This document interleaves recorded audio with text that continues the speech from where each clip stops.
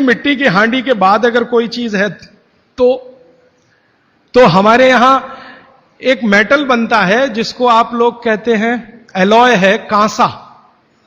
कांसा आपने सुना है, शायद देखा भी हो किसी के घर में। तो दूसरा सबसे अच्छा माना जाता है कांसा, तीसरा सबसे अच्छा माना जाता है पीतल। अब ये कांसे और पीतल में भी हमने काम कर लिया कि अरहर की दाल को कांसे के बर्तन में पकाएं तो उसके सिर्फ 3% माइक्रो न्यूट्रिएंट कम होते हैं, 97% मेंटेन रहते हैं। पीतल के भगोने में पकाएं तो 7% कम होते हैं, 93% बचे रहते हैं। लेकिन प्रेशर कुकर में बनाएं तो सिर्फ 7% बचते हैं, बाकी खत्म होते हैं। अब आप तय कर लीजिए, आपको लाइफ में क्वालिटी चाहिए तो आपको मिट्टी की हांडी की तरफ ही जाना पड़ेगा। क्वालिटी ऑफ लाइफ की अगर बात आप करेंगे, माने जो खा रहे हैं वो पूरे शरीर में पोषकता दे, ये लाइफ की क्वालिटी की बात आप करेंगे तो मिट्टी की हांडी की तरफ ही जाना पड़ेगा। माने भारत की तरफ वापस लौटना पड़ेगा, इंडिया से। अभी हम हैं इंडिया में, जो बनाया अंग्रेजों ने या बना दिया अमरीकियों ने, इस इंडिया से निकल के भारत की यात्रा करनी पड़ेगी। और मैंने पिछले 1-2 वर्षों में ये बातें गांव गांव में कहना शुरू किया है, तो इसका परिणाम पता है क्या, कि कुम्हारों की इज्जत बढ़ गई है गांव में। गांव वाले समझते हैं कि ये तो कोई बड़ा काम कर रहे हैं हमारे लिए। और मैं मानता हूं कि मेरे व्याख्यान की अगर कोई सार्थकता है तो वो ये कि कुम्हारों की इज्जत इतनी बढ़ जाए कि वो पंडितों के बराबर आ जाएं, क्योंकि वो किसी से नीचे नहीं है, क्योंकि वो किसी से छोटे नहीं है। भले वो मिट्टी के बर्तन बना रहे हैं, बहुत वैज्ञानिक काम वो कर रहे हैं। और मजे की बात कि वो हांडी बना के आपको 20-25 रुपए में ही दे रहे हैं, प्रेशर कुकर तो 250-300 रुपए का है।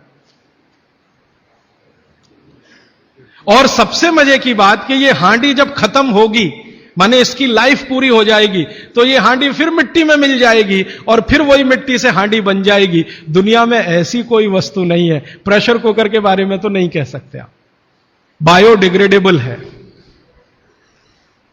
तो आप कोशिश करें अपने घर में थोड़ा परिवर्तन करें। अब मैं आखिरी बात जो आज की कह रहा हूं वो ये, मैंने पिछले 2 वर्षों में मैं होम्योपैथी की भी चिकित्सा करता हूं। तो बहुत सारे पेशेंट मुझे फोन करते हैं, राजीव भाई ये। तो मैंने कुछ पेशेंट को खास कर कहा कि देखो भैया, आपको मैं कोई दवा नहीं दूंगा। तो कहने लगे फिर बीमारी कैसे ठीक होगी? मैंने कहा एक ही काम करो, मिट्टी की दाल खाना शुरू करो, मिट्टी की हांडी में रखी हुई दाल खाना शुरू करो। चावल खाना है तो मिट्टी की हांडी का। कहने लगे राजीव भाई कौन करेगा ये सब? मैंने कहा आपकी बीवी करेगी या आप करोगे? अगर जिंदगी चाहिए तो झक मार के आप करोगे, नहीं तो अमेरिका जाओ, कनाडा जाओ, जर्मनी जाओ, लाखों रुपए खर्च करो, फिर भी झक मार के वापस आओ, डॉक्टर कहेगा इलाज नहीं। तो आप देख लो, तो जो गंभीर मरीज हैं वो आप जानते हैं वो कुछ भी करेंगे जो आप कहेंगे। तो मेरे पास कुछ डायबिटीज के क्रोनिक पेशेंट हैं, बहुत क्रोनिक, जिनका यूनिट, शुगर यूनिट 480 के ऊपर है। ऐसे 100 से ज्यादा पेशेंट, कुछ गुजरात में है, कुछ राजस्थान में और कुछ बंबई में। मैंने उनको कहा ध्यान से मिट्टी का बर्तन ले आओ और शुरू करो। अब बर्तन लाने में तकलीफ हुई तो कुम्हार को ढूंढना पड़ा, तो लेकिन मिल गया। वो 8 से 9 महीना हो गया नियमित रूप से मिट्टी की दाल और मिट्टी का चावल, माने हांडी की दाल और हांडी का चावल, हांडी की खिचड़ी नियमित रूप से खा रहे हैं। और अब तो उन्होंने मिट्टी का तवा भी ले आया अपने घर में रोटी बनाने के लिए।